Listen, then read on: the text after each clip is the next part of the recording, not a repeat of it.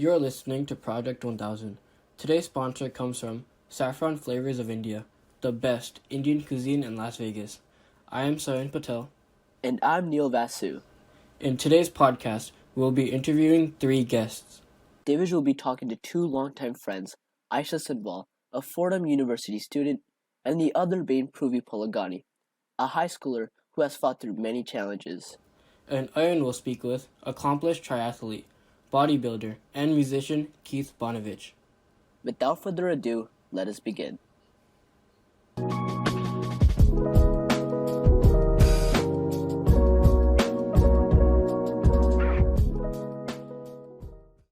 Hey guys, welcome to Project 1000 for episode 2. I'm Divij Cody, and as you can see, today's video is a little bit different from episode 1. As you guys gave us feedback, one of the most important things that came up amongst all of you was video. You guys wanted video of ourselves talking about our unique perspectives, so we did just that. Hope you guys will enjoy this video even more than you did episode 1, and if you missed out on episode 1, make sure you go watch that before watching this. Thank you, and enjoy. And we have 2 amazing guests I've known for a long time and have made my high school so much better. First is Aisha Sanwal. And second is Pruvi Polagani, so yeah. Alright, so do you guys want to tell a little bit about yourselves? So, I'm a 15-year-old going to Coronado High School. I play basketball in my free time. And I'm excited to start the school year. That's good. My name is Aisha. I'm going to be a freshman at Fordham University in New York City. And we all went to Clark together, so that's how I know them. And, yeah. Yeah, I mean, for Pruvi, I knew him for a long time. Like, since we were, 8, 9 years old. Yeah. We were family friends, so I've known him for a long time. But Aisha, I met her last year, Speech and Bait, right? I mean, I've known of you. I've known of you. I've seen you at parties and stuff like that. That's the funniest part. We didn't talk until this year, even though I knew you. We talked a little bit. We're like, hey, hi, you know what I'm saying? But this year we actually became really good friends. But it's her senior year. The only time we become friends, she has to leave. So it's it's kind of sad. But that's why I had to get them on the podcast because they both went to Clark, and they both are leaving next year. So I thought you guys are the first people to be on video for podcast. So it's interesting. What do you guys? I don't know. Have you guys seen episode 1? Podcast? Yeah, I have saw seen episode 1. Yeah. What are your thoughts? I thought it was really Roast cool. Me. Go ahead. I thought it was pretty good. The beginning was kind of cringy, but everything else was super good. And I actually got my mom to listen to it. Oh, really? So, yeah. Oh, dude, Everyone and their moms, click on episode 1. And your dad. And your dad. And your uncle in India. Hit him up. Anyway. Grandfather's too. What was your favorite part, you think? I just like talking about, or when you guys talked about Ayan and your relationship. Yeah. When it came down to how you guys met. I thought that was super funny. Really? And I never really took that into consideration, that even the best friends can start off crazy. bad. I think what I like most is just how you guys, because how people are on camera and how people are in person are kind of different usually. Right. Because it's just a different reality, right? But what you guys show through the camera is just the same thing. And I feel like that's beautiful because they get to know you as a person, the audience. The set was literally, we sat in front of a TV, we had this stand and we just put a phone down and we're just sitting like this. So I am, so that's, okay.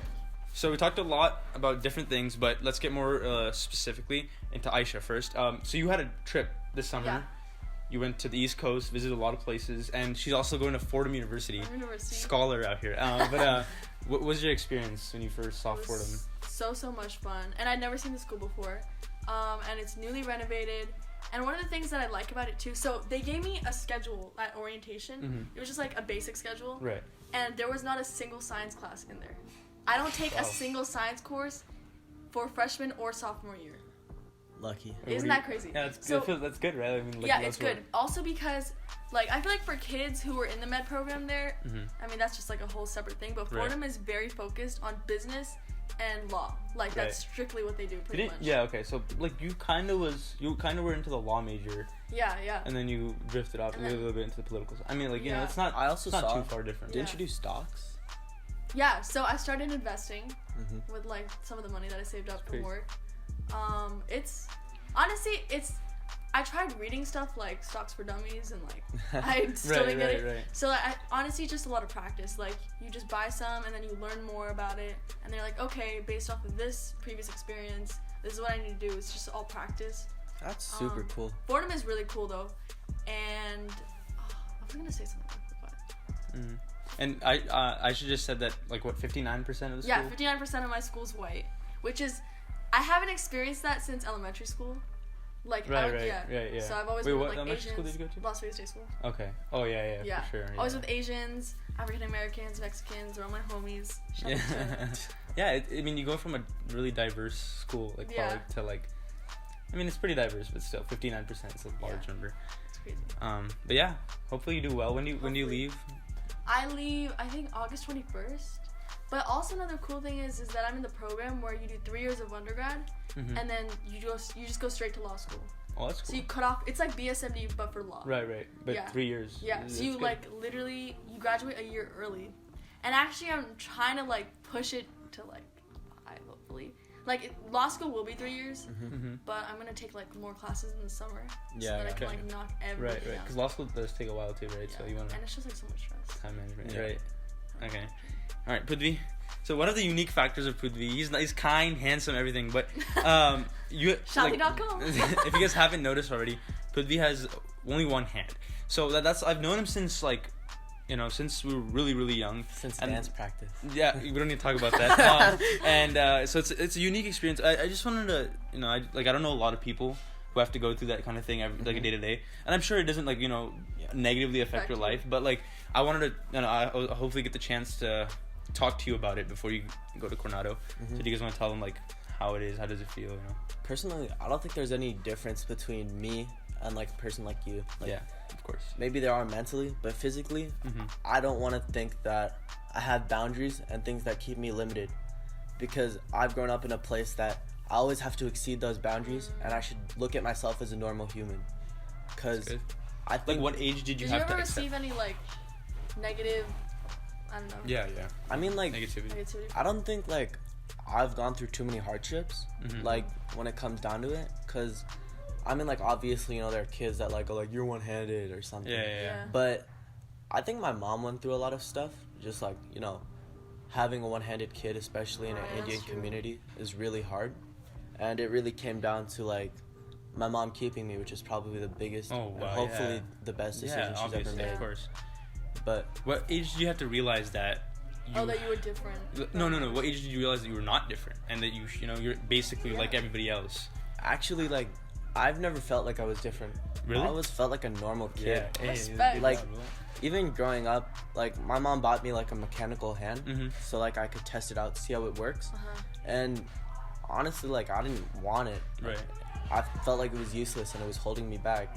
Right, and the thing is, Prithvi plays basketball, and he's really good at it Oh too. yeah, And it's pretty good. like, you would never think somebody with one hand would do sports, but Yeah. Yeah, you it's don't not let it really. stop you. It doesn't really stop you. You've got used to it. Okay, the next thing I want to talk about was Girls Nation. That's what it's called, right? Yeah. Aisha has met who? Tell them who you've met, who you've seen. Okay, so Obama, Biden, I've met Pence, saw Trump. Oh, that's also another experience. I went to like his rally here. I know there's some haters out there. No, I'm kidding. Yeah, because I interned originally with the Republican Party, Right. and then I went to the Democrats because that's mostly the side that I like agree with. But I didn't want to like limit myself, right? I wanted to see all what the their side views. did. Yeah. And I would say the Republican Party was actually much more organized than the Democrats. Right. But they just lacked they just lacked volunteers, to be honest. So. Yeah. How do you get an opportunity like that? You know what I'm saying? Like, you've met all these people. If somebody wants to do that, what do you know what I'm saying? Like, how do you get What to do I that? say? So one of the biggest things I learned starting like junior year, I want to say, is that like it all depends on you, because again, like you probably heard, it's pretty cliche, like no one's gonna hand anything to you. Right. And like I'm pretty lazy as a person, to be honest. Like I'm pretty lazy. But I just realized that after speech and debate, after I went to Girls Nation, I kind of like looked at myself and I was like, okay, if law is the path that I want to go down, I have to get serious about it. Right. That's the biggest advice Right. I give to anyone. You need to get course. serious. If you want to achieve anything, you need to go out. You need to read. Reading is a huge part of that. Like Yeah. literally going on Google, I consider that reading, because you're going to look at things. You're going to disseminate from which information is best. So yeah, I think the first thing I did is I went on, I think it's called Indeed. Yeah, and I literally put in like high school internships. Oh, really? And I just kept looking up stuff. And then finally, it was like on the 4th page, I want to say it was Republican Party internship. I hit like the resume thing, and then the guy called me like 2 days later. He was like, "Hey, do you want to come in for an interview?" And I was like, "Yeah, cool." Turns out he went to Faith, and he was like only a year older than me. Okay. I did that for a while, and then I kind of drifted away. Like I didn't really say why. I was just like, oh, like I can't really make it. Yeah, yeah. And then I joined the Democrats. The Democrats, what I liked about them though is that I also got to put in, like I was very hands-on. So we had to go out to different neighborhoods every single day. We spent like 5 to 6 hours every single day knocking on doors, informing people about candidates and issues that they need to care about. Okay. Actually, I remember you went to Anthem, like Oh my around gosh, here. yeah. Like you told me Literally, that you were going. Yeah. I did that, and then we did phone bank, so call people. I don't know, it just takes a lot. You just have to go do it.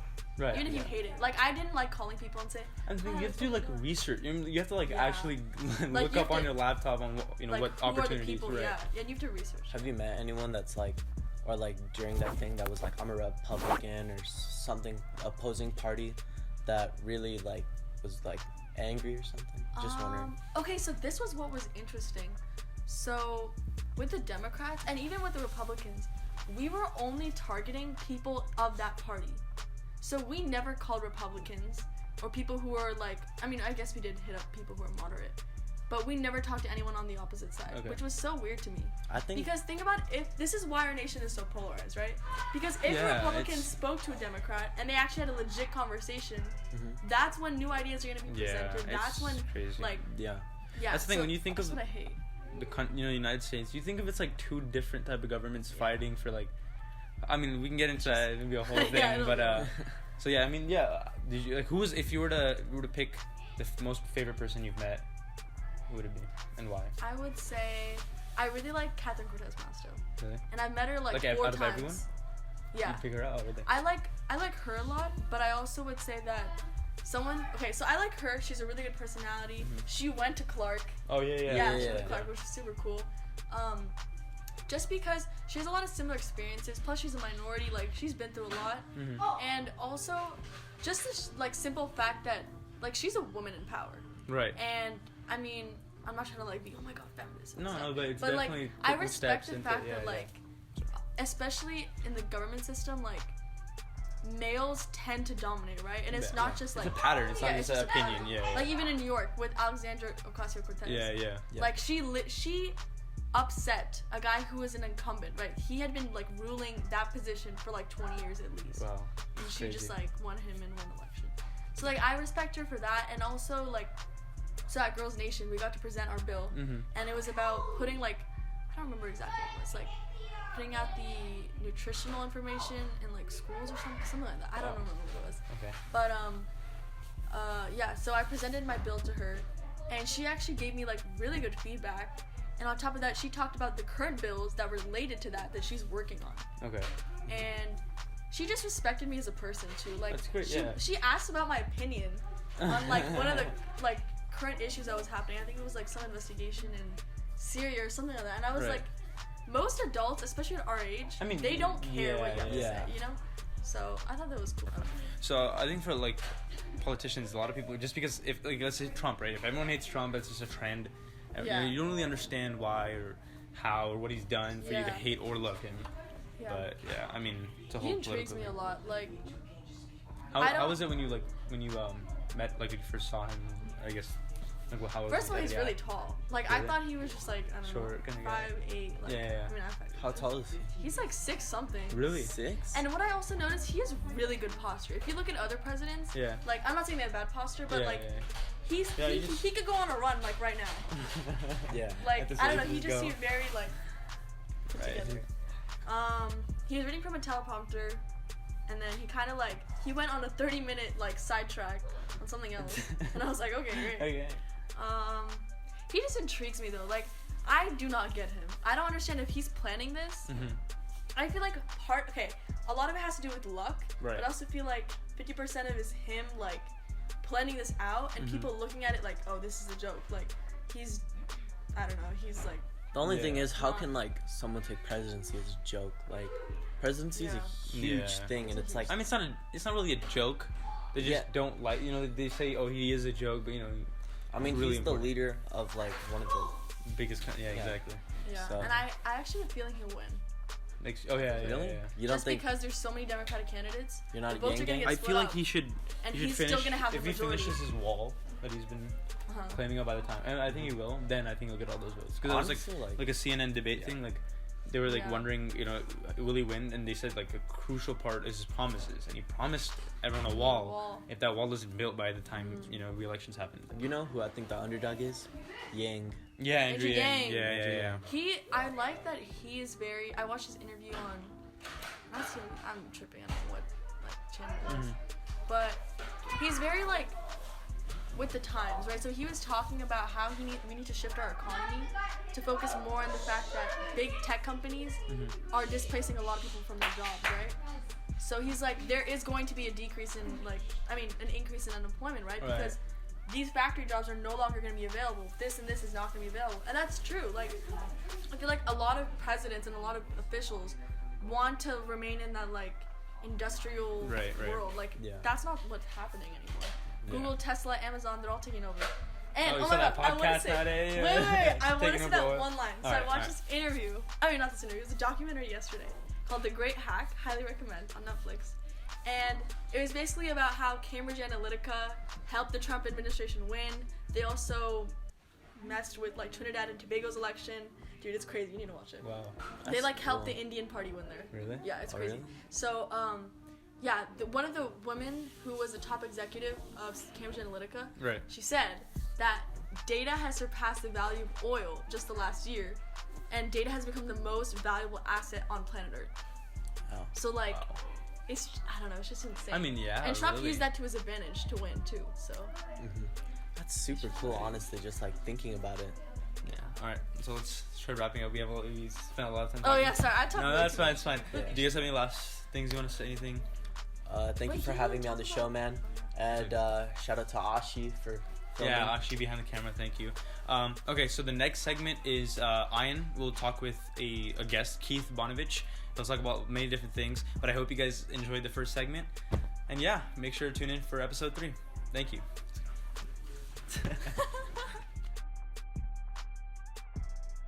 Hey guys, I'm here with Keith, and he is a Ironman runner, a triathlete, and a big music fan. So, do you want to tell us a little about yourself? How many triathlons have you done? How many of them are Ironman? All right, so I started getting into endurance sports in like 2010. My first race ever was the Las Vegas full marathon. It was like the last year before they started doing it at night. It was in the morning. And then I did that one. I was hooked. Of course, after you do one, you want to do another one to see if you can get a faster time. You want to go to a different city, yada, yada, yada. Yeah. So I knocked out like 6 or 7 full marathons just around, the West Coast here. And then I was like, all right, I'm going to take it up a notch. I'm going to start doing triathlon. So I started doing a little research on that. And I decided to sign up for the San Diego. It was a tri-rock, and it was just an Olympic, so it's one above the smallest one. Yeah. So I did that, and of course, I'm like, all right, now I got to do better at that. So now I got to do a bigger distance, longer distance, Right. So I think I might have done one more Olympic race, and then I went right into the St. George half Ironman. Okay. And I did so good in the previous triathlon, the Olympic, I was like kind of cocky, Yeah, I got yeah. this shit. Pardon my language. No problem. So I get in the water and not expecting the temperatures to be what they were. Freezing cold, instant hypothermia. My wetsuit was sleeveless. Didn't expect that. I didn't do any kind of warm up.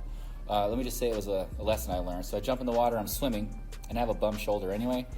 So the water was so cold, every time I would stick my face down, I couldn't breathe. I was, so I had to swim with my head above water. And then from the cold, I started, my shoulder started popping out of place. So I was swimming from kayak to kayak to kayak. So I'm about halfway through the swim, and there was this lady who had got kicked in the face, broke her goggles, she was crying, hanging on a kayak. So the rescue boat was coming to pick her up, and I happened to be there too. And the guy picked her up, and he's like, "What about you, dude?" I'm like, "Oh man, my shoulder keeps popping out. I'm going from boat to boat." Yeah. And he's like, "Dude, that next boat's like 300 yards. Your lips are purple, shivering. Get in the boat." So I had to call it quits. So they instantly take your bracelet off. Your race is done, and I was devastated. Yeah. So I went back the next year and redid the exact same race. It's a half Ironman, and I crushed it. So then I was like, all right, now I got this. So then I did a couple more halves. And then I did my first full in San Francisco, the Vineman, which is the full Ironman, 140.6. I did a couple shorter ones. I started doing sprints, like just 'cause I wanted to go faster. And then my last full was in Boulder, Colorado, which was the big one I did. And then from then, I just like a few little half marathons in here and there. But so in total, I've done, I don't know, like 30 races, and triathlon, probably 12 of them are triathlon. 2 fulls and then halves, and like I said, a couple Olympics and whatnot. So, like, how do you train for that? How do you get ready for that mentally, physically? Like, what goes into it? How much time goes into it prior? A lot of time. So, good question, because especially training for my 2 fulls, well, real quick story. I had some Raw members back in 2015 surprised me with they had held a some kind of benefit to raise money for me to do a full, because they're like $850 to sign up for one. So they like did like a raffle and had this like little party and whatnot, and they surprised me with a free entry into the Texas full Ironman for my first one. So it was awesome. I was so excited, and ended up injuring myself, and it all went to waste. I couldn't do it.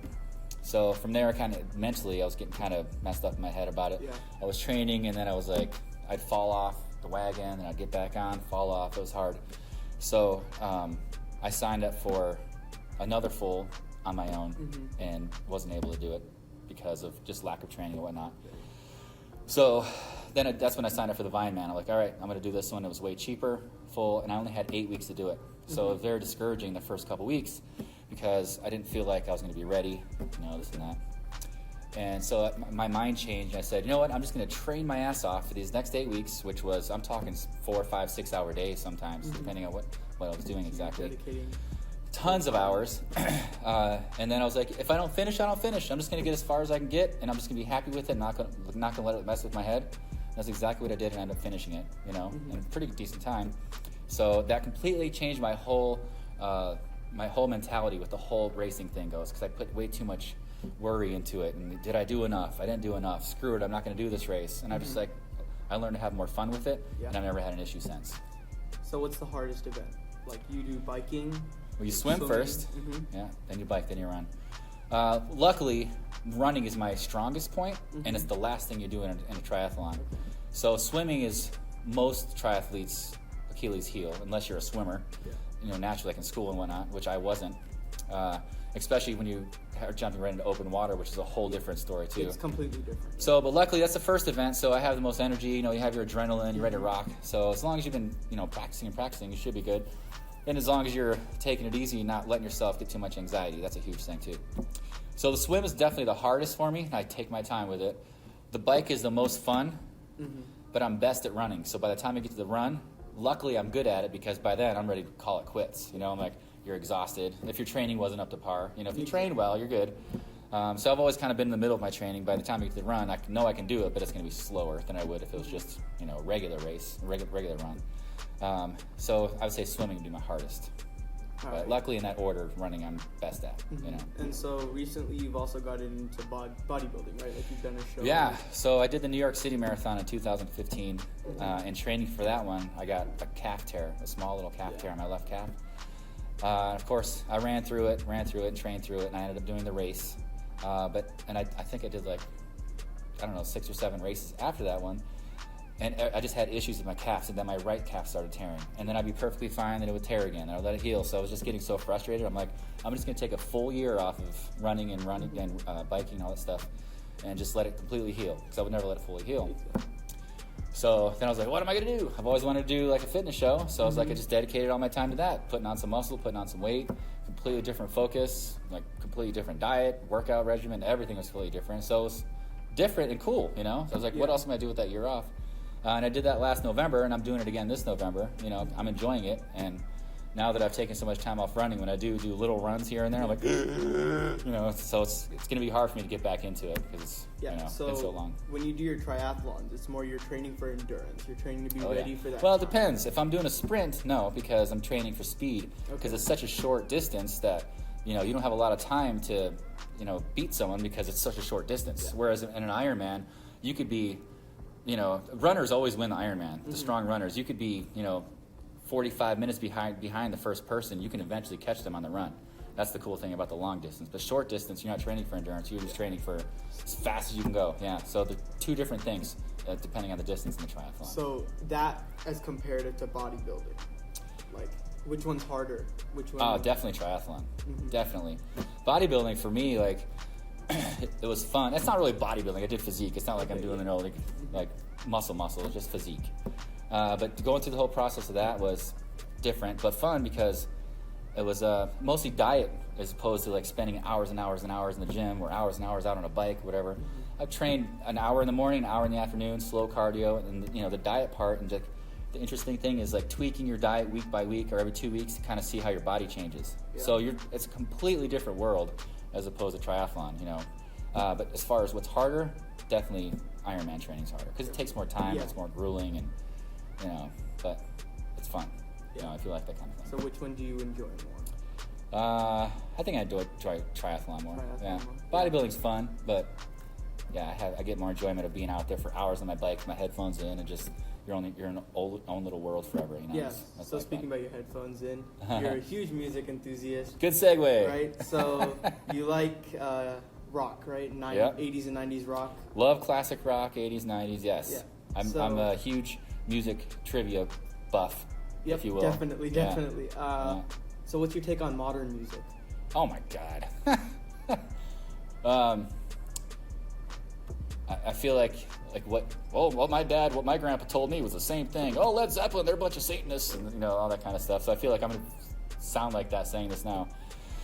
But partly to do with I don't listen to it, so I don't keep up with it. But the stuff that I have heard, like through my kids and through, of course, people at the gym and all these different artists coming out, and the little tidbits that I do allow myself to listen to, in my opinion, absolute garbage. It's talentless. It's overproduced. I mean, I could just go on and on and on and on. I don't want to piss anybody off, so it's my opinion. I don't like it personally. And also, you play the drums, right? I do, yes. So you were in a band, you are in a band? Tons of bands, yeah. The reason why I even moved to Las Vegas was for music. I'm from Pennsylvania. Yeah. And I played in bands there ever since I was 17 years old. And I moved when I was 24. Yeah. I was always in 2, 3, 4 bands at once. That's all I did. And I'm like, that's it, I'm moving to the West Coast. Jumped in my car with my U-Haul, moved to the West Coast, and I literally didn't have my stuff unpacked fully yet. And I'm already like in the yellow pages because we didn't have Google back then. In the yellow pages, looking up where the closest music stores were, and then you'd have to get on and try to find out how to get there. And back then, just I wrote out, drummer in town, looking for blah blah blah. So my inspiration or my type of music I'm interested in, and you put these little tabs with your phone number on, so someone can just take a tab. I just pinned those up at all the music stores. Within the first week of me living here, I got hundreds of calls. Well, not hundreds, but a couple dozen calls from just random people, and I thought I made a mistake. I'm like, oh my God, they're kids. They just want to play punk rock, and this is not what I signed up for. And then eventually, super long story short, I get a phone call from someone who kind of had the same interest in me. And then we started playing together, and through mutual friends, we formed a band. And from there, it all kind of branched out into several other bands. And so I played in bands out from 2001 until 2013 here in Vegas. So you came here, you started doing music. And what was the transition between music, or just doing being in a band to becoming a fitness buff? Well, music was, as much as I would want it to be in my career, was always just a hobby. I made some money here, but it was more just like a experience thing, doing what I loved. But at that time, my career was, I was a valet supervisor at Bellagio. I did that for 10 years. And I got to the point where this isn't for me anymore, just running circles. I felt like I was on a gerbil wheel all day long. And you get stuck there because the money's decent, but I knew I wanted to do something else. So I was like, I had to make the decision, this is what I'm going to do. So that's where I made the tie. I was leaving Bellagio, going into fitness. Okay. The music was still there, but just kind of in the background, So, all right. So then, just mixing the two worlds. What, when you're working out or when you're doing your, triathlon, is there a go-to song that you have that you're listening to more than Great question. So whenever, it depends on what I'm doing. If I'm usually when I'm running, I'm a huge Dave Matthews fan. Huge Dave Matthews fan. Usually when I'm running, at all. No, that's so unfortunate. Anyway, so when I'm running, I have a bunch of playlists of just a bunch of Dave stuff. So I'll listen to that when I'm running. When I'm cycling, Dave can Dave can fit well in there with me too. But normally, I like the heavy metal stuff. Like for instance, I'm sure you've never heard of these bands. I have different playlists I have for certain things. Okay. And they're in my Spotify. They're labeled Cycle. They're labeled Marathon. They're labeled this. Just because they're my go-tos. But like Lamb of God, Pantera, Sepultura, 90s stuff. Okay. 90s heavy metal's where it's at for me when I'm training, especially when I'm lifting. But when I'm running, I mostly go for Dave. Okay. Yeah. And then let's move into maybe like more personal stuff. So you have a motto, too easy. Yeah. It's on your license plate, right? Oh, a long time ago. Yeah. I had a truck. So where did that come from? How did that start? So when I first started working at Raw in 2013, we started the 20-pound fitness challenge, where a lot of people that came in obviously had weight to lose, hadn't worked out in a long time, brand new to the gym. And one of the reasons why Raw Fitness's challenge took off so well is because it made these people who were self-conscious about themselves and insecure, that made them feel comfortable in this environment in Raw. So they became successful in their weight loss journey because they felt comfortable. They weren't, at a gym and it was weird, blah, blah, blah. So for me, Too Easy is something that you tell yourself. It's not that it's actually too easy. It's to tell yourself that whenever you're really struggling, whenever you just can't get that one more rep, or you still have 5 miles to go, you lock it in your brain that it's too easy. It's kind of like saying, I got this. That's kind of like the way it's saying. Yeah. So I used to tell people this as they're coming in from the runs or doing whatever. It's like, come on, guys, it's too easy. It's too easy. So for those of them that got it, it really works. And it worked for me too. I mean, I'd be in the middle of the lake swimming, just too easy, it's kind of like a woosah almost. So it became a thing. A lot of people used it. People put it on T-shirts and this kind of stuff. So it just became like a tool that you can use to make yourself feel like you can accomplish something. So going into like, if you could tell the people anything, would you tell them to stay motivated, to keep going, or like what keeps you going, or who keeps you going? Good question. So once you start getting that rock moving, that big boulder, which is the hardest part, is to get that thing moving. Once you get it moving, the momentum's there, and it's going to almost move on its own. You just follow right behind it. And what I mean by that, the analogy is, you're starting off at a certain place, and it's super hard, trying to start a new habit, trying to start a new lifestyle, trying to start a new routine, workout routine, whatever. But once you start doing it, after weeks of consistency, it's easy now. So that's when the rock is just moving. So for me, I always tell myself, I don't want that boulder to stop moving, because I know once it does, I know how hard it is to get that sucker pushing again. So for me, as soon as I feel that boulder slowing down, if I start cheating a little too much or start slacking on my training, I feel that boulder pushing back on me, and I won't let it. So my motivation is to keep that rock moving, because you don't want to have to start over again, because you know how much of a pain in the butt it is. So much for watching this week's episode. Stay tuned for next week, because here at Project 1000 we strive to enhance your experience every time you come back. Like this episode, we'll have many more special guests who will speak on their life experiences and their unique perspectives. Please show your support by liking, subscribing, and sharing our video. But most importantly, give us feedback in the comments below so we can make every episode better than the last. Thank you for listening to Project 1000. Cut.